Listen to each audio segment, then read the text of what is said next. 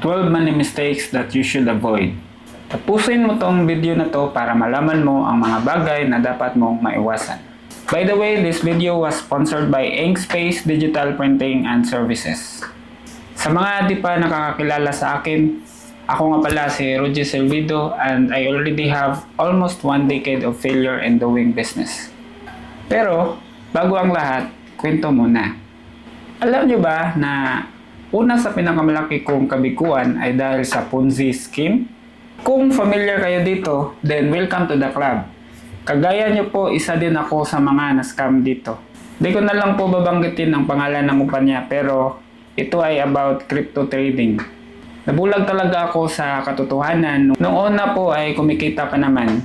Okay pa yung sistema nila.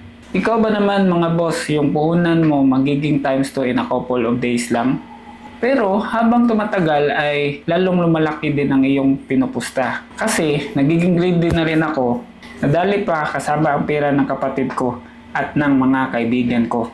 Pati yung pera para sa pangkasal ng kaibigan namin, nadali rin. To cut the story short, nung time na magka-cash out na sana ako, that's the time na I am planning to start a business na motor parts sana. Kasi nga, malaking halaga po yung makukuha ko doon. Kaso nga lang, nagulat na lang ako na scam pala yung napasukan namin hanggang sa di na namin mahagilap yung mga taong yun. Isa yun sa pinaka masalimuot na nangyari sa akin kasi humantong pa sa time na di ako makatulog ng dahil doon. Kinalimutan ko na lang kasi kasalanan ko rin dahil sa ako ay isang ignorante at walang alam. Ito na ang 12 money mistakes that you should avoid. Una sa listahan, falling for get rich quick schemes. Kung gusto nyo rin maiwasan ang mga nangyari sa akin doon, sa kwento ko kanina ay dapat na kayong umiwas sa mga ganyan. Wala pong negosyo na ganun, maniwala kayo sa akin. Kung may mag-offer sa inyo na malaki ang tubo, dapat wag na kayong maniwala dyan kasi magiging scam din yan. Pangalawa is utang. Hindi masamang mangutang kung ito ay may mabuting hangarin. Pero kung nangutang lang kayo para sa luho nyo, naku, iwasan nyo na yan. Ang labis na pag-utang ay maaaring humantong sa financial stress at problema. Number 3, huwag kang magpautang. Yes, tama po yun. Kahit na gusto nating tulungan ang ating mga mahal sa buhay, hindi ito laging magandang desisyon. Madalas po, ang pagpapautang sa pamilya at kaibigan ay nagdudulot ng problema at di pagkakaunawaan. If you love your family or your friends, huwag mo silang pautangin. Kasi ayaw mong magkagalit kayo sa huli. Kung may extra money ka dyan, mas mainam na ibigay or itulong mo na lang ito without expecting anything in return. So number 4, huwag patulugin ang pera. Malaga ang tamang paggamit ng cash flow. Dapat nating paikutin ang ating pera para lumago palalo. So number 5, one day millionaire.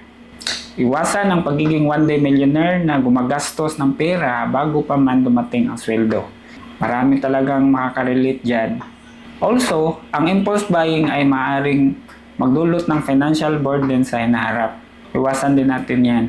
So, number 6, don't impress other people. Mahalaga na mabuhay tayo ayon sa ating kakayahan at hindi para sa impresyon ng iba. Oops! Before I continue to number 7, let's talk first about the sponsor of this video, which is Inkspace Digital Printing and Services.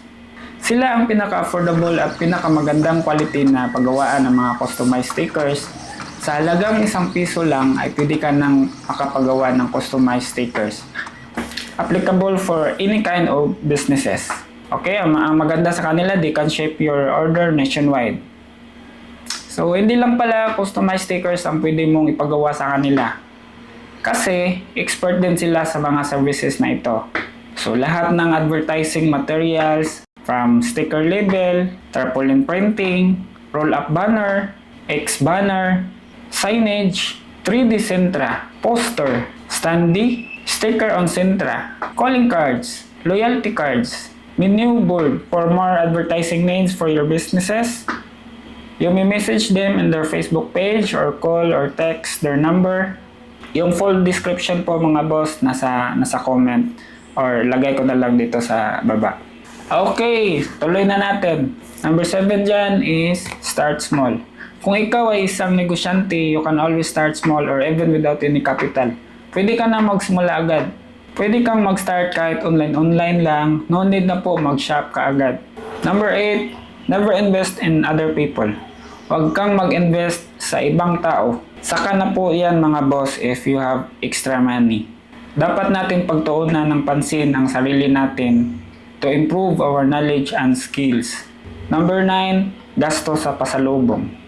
So ito very common mistakes especially sa mga OFW na umuwi or even sa atin na galing trabaho tapos uuwi tayo sa probinsya. Bumibili tayo ng t-shirt, sapatos, chocolates para sa ating mga kamag-anak.